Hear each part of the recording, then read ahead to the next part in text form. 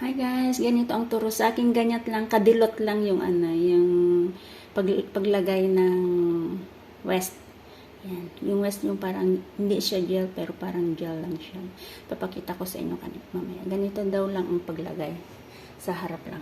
Dito sa my bangs para ma-hold lang konti. Ganyan. Para hindi siya matigas. Yan.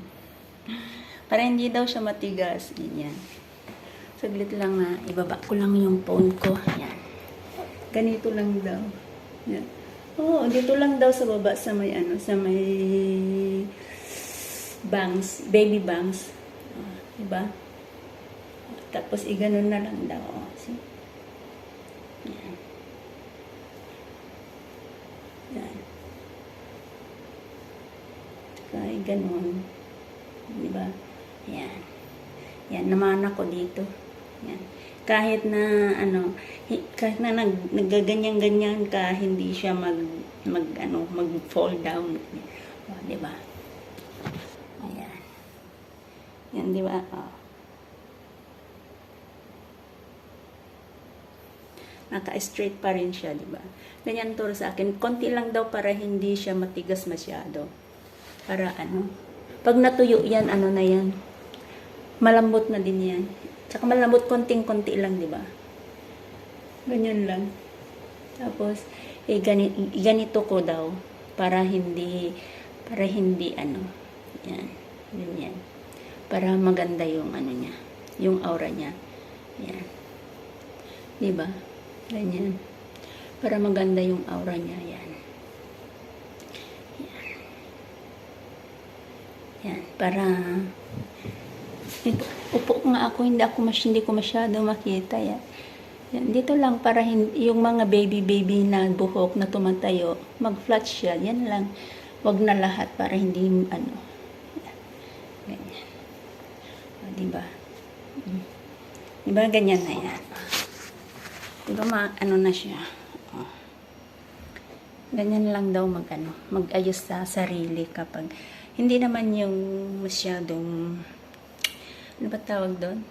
Elegant. Elegant talaga yan. Yung parang nag-aamoy-amoy ka lang ba, ganyan. Dito lang sa may baby bangs. Tapos, iganon mo na lang para may shape siya. Ganyan. Yan. Ganyan ang tinuro sa akin para kahit na mag-move yung yung buhok ko, magtuwad-tuwad, hindi siya pupunta sa harapan. Kasi mayroong konting gel lang siya. Hindi pala gel yun yung, sabi na west, aywan ko, paano yung spelling ng west mo? O, ganyan, diba? O, diba makita yung aura ng diba? Ganun lang daw. Yan.